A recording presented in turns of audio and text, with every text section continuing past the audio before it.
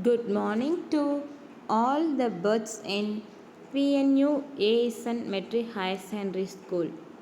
First of all, I would like to congratulate everyone for graduating from 11th standard to the 12th standard and welcome back to the online classroom. Then I introduce myself. I am Chitra Devi. I am completing MA Economics with BEd. Okay, so already you know me. Yes, because last year I handling economics for you. This year also I am handling economics for you. Okay. So first see your 12th standard book. This is your 12th standard economics book PDF. Okay. So first is given a career guidance. So twelfth முடிச்சுட்டு நீங்கள் வந்து எந்தெந்த காலேஜில் economics படிக்கலாம், so அந்த மாதிரி instructions கொடுத்துருக்காங்க. So எந்தெந்த யூனிவர்சிட்டிலாம் பார்த்தோன்னா Delhi school of economics, Jawaharlal Nehru university Delhi, IIT Kanpur, IIT Madras, so இந்த மாதிரி எல்லா காலேஜ்லேயும் உன்னோட ஹையர் ஸ்டடீஸ் வந்து ரன் பண்ணிக்கலாம். சரியா? நெக்ஸ்ட் வந்துட்டு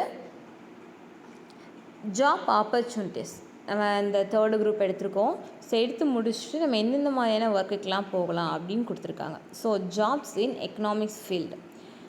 ஸோ கவர்மெண்ட் செக்டரில் பார்த்தோம் அப்படின்னா Indian Civil Service, Indian Economic Service, Reserve Bank of India, National Sample Survey, Ministry of Economic Affairs, Planning Board, Planning Commission, National Council for Applied Economics Research and National Institute of Public Finance and Policy. So இதெல்லாம் government sectors. So இது தவிர private செக்டர்லேயும் job opportunities அதிகமாக இருக்குது. So அந்த மாதிரியான job எந்த மாதிரியான ஜாப்லாம் இருக்குதுன்னு சொல்லிட்டு கீழே டேப்லெட்டில் கொடுத்துருக்காங்க. ஸோ அதை பார்த்துக்கோங்க. சரியா? ஸோ நம்ம நெக்ஸ்ட் லெசன் போகலாமா? ஸோ இந்த வருஷம் நம்ம எத்தனை லெசன் படிக்க போகிறோம் அப்படின்னா totally 12 lesson. Okay. So last year வந்துட்டு நம்ம 10 லெசன்ஸ் படிச்சிருந்தோம். ஓகே. ஸோ 11th நான் சொல்லியிருக்கேன் economics divide as a 2 branch. That is one is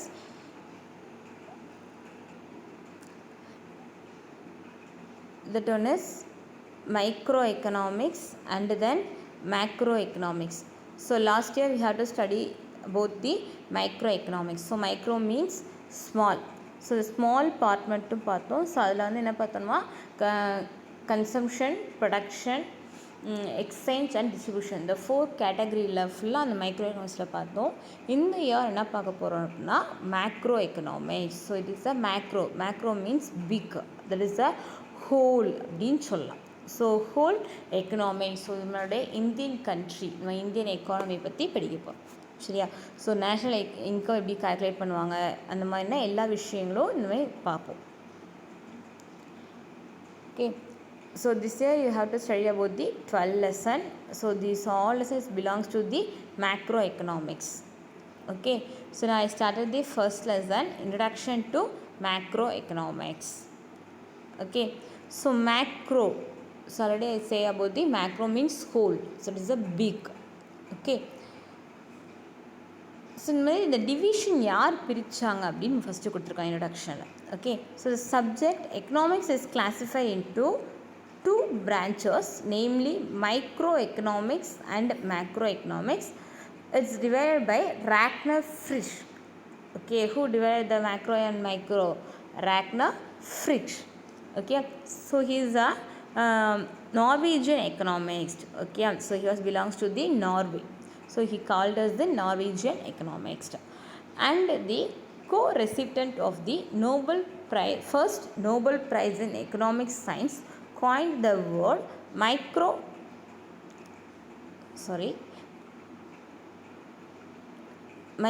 meaning small and macro meaning large.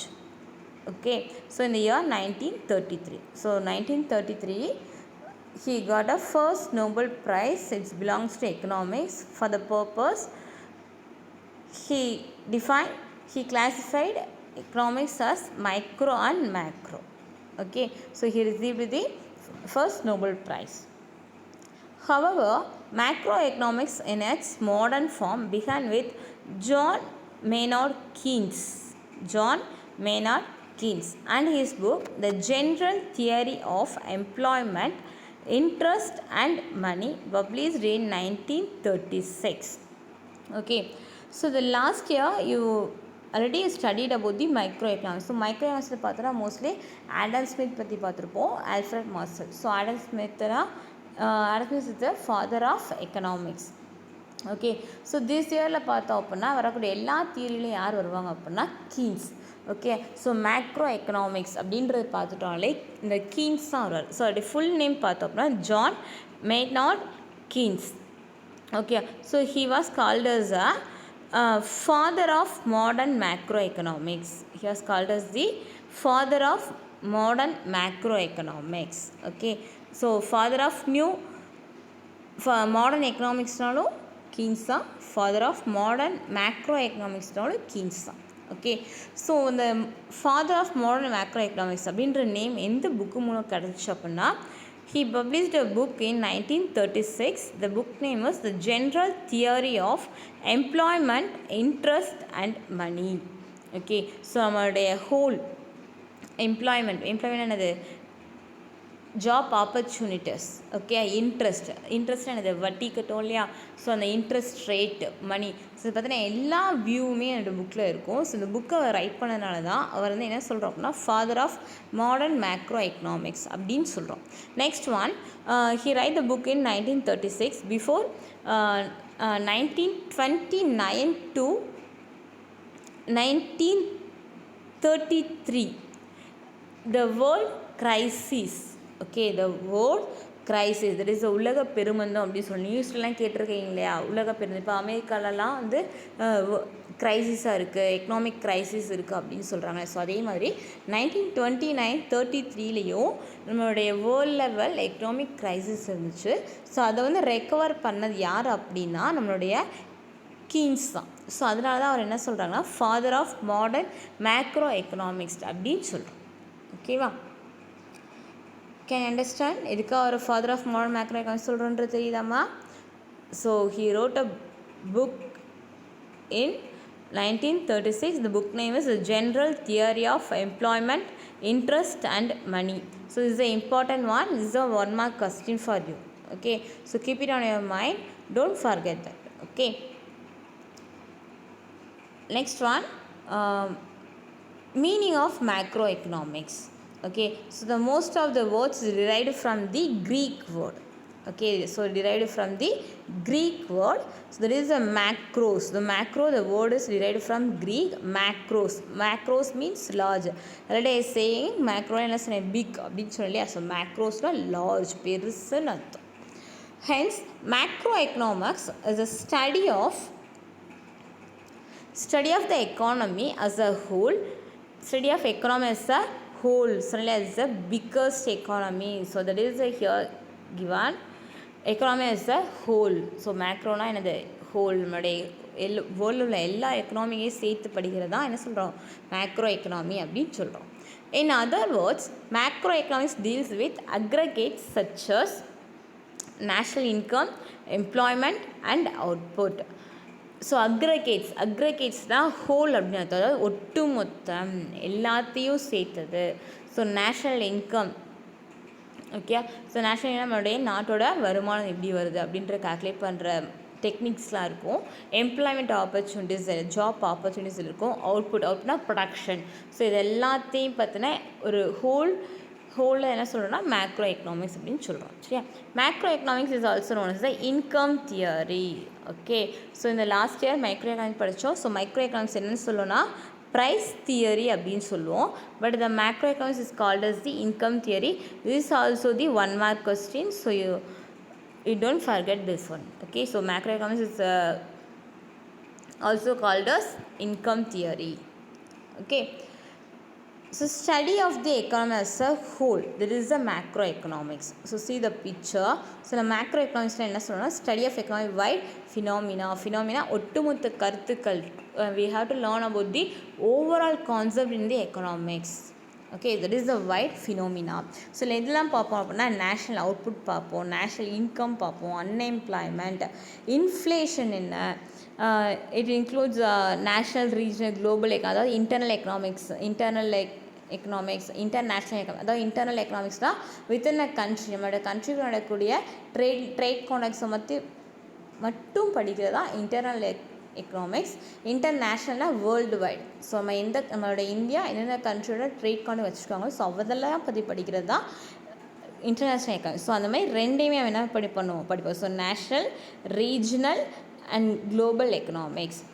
Okay, so these are the smaller concept of the macro economics. Okay, so contrast with the micro economics. So micro அப்படின்னா வந்து small part, consumption, production, so particular ஃபீல்டை பற்றி தான் படித்தோம்.